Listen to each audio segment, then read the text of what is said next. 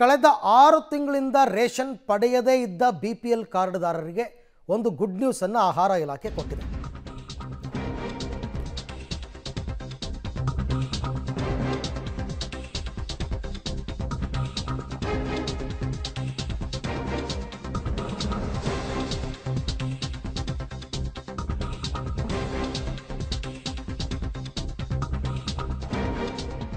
ಆರು ತಿಂಗಳಿಂದ ಅಕ್ಕಿ ಪಡೆಯದೇ ಇದ್ದ ಕಾರ್ಡುದಾರರಿಗೆ ಇದು ಸಿಹಿ ಸುದ್ದಿ. 2.76 ಲಕ್ಷ ಅಂದರೆ 2,76,000 ಬಿಪಿಎಲ್ ಕಾರ್ಡ್ದಾರರಿಗೆ ಅಕ್ಕಿ ನೀಡೋದಕ್ಕೆ ನಿರ್ಧಾರ ಮಾಡಿದಾರಂತೆ.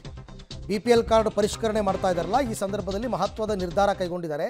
ಏನಂದರೆ 6 ತಿಂಗಳಿಂದ ಅಕ್ಕಿ ಪಡೆದೇ ಇರೋ ಕಾರ್ಡನ್ನು ಸಸ್ಪೆನ್ಷನಲ್ಲಿ ಇಟ್ಟಿದ್ರು, ಅಮಾನತ್ನಲ್ಲಿ ಇಟ್ಟಿದ್ರು. ಈಗ ಮತ್ತೆ ಪರಿಷ್ಕರಣೆ ಮಾಡಿ 2.76 ಲಕ್ಷ ಕಾರ್ಡ್ಗಳಿಗೆ ಅಕ್ಕಿ ಕೊಡೋದಕ್ಕೆ ನಿರ್ಧಾರ ಮಾಡಿದ್ದಾರೆ.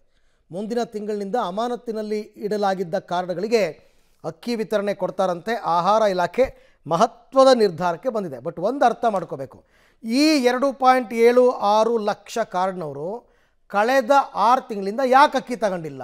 ನೀವು ಅದನ್ನು ಫಸ್ಟು ಚೆಕ್ ಮಾಡಬೇಕಲ್ವಾ. ಅವ್ರು ಯಾಕೆ ತಗೊಂಡಿಲ್ಲ 6 ತಿಂಗಳಿಂದ?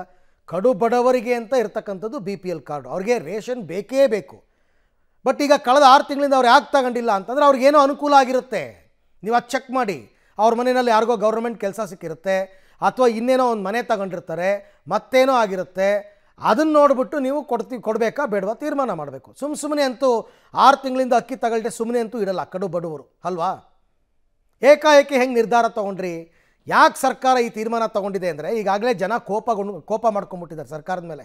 ನಮ್ಮದೆಲ್ಲ BPLಯಿಂದ APLಗೆ ಮಾಡಿಬಿಟ್ರು, ಕೆಲವು ರದ್ದು ಮಾಡಿಬಿಟ್ರು ಅಂತ. ಅವ್ರನ್ನ ಸಮಾಧಾನ ಪಡಿಸೋದಕ್ಕೋಸ್ಕರ ಇಲ್ಲಪ್ಪ ಇನ್ನೂ 2.76 ಲಕ್ಷ ಕಾರ್ಡ್ಗಳಿಗೆ ನಾವು ಕೊಡ್ತೀವಿ ಅಂತ. ಇದೊಂಥರ ಹೆಂಗೆ ಅಂತಂದರೆ ಮೂಗಿಗೆ ತುಪ್ಪ ಸವರೋದು ಅಂತಾರಲ್ಲ, ಆ ನಿರ್ಧಾರಕ್ಕೆ ಸರ್ಕಾರ ಬಂದಿದೆ ಅಷ್ಟೆ.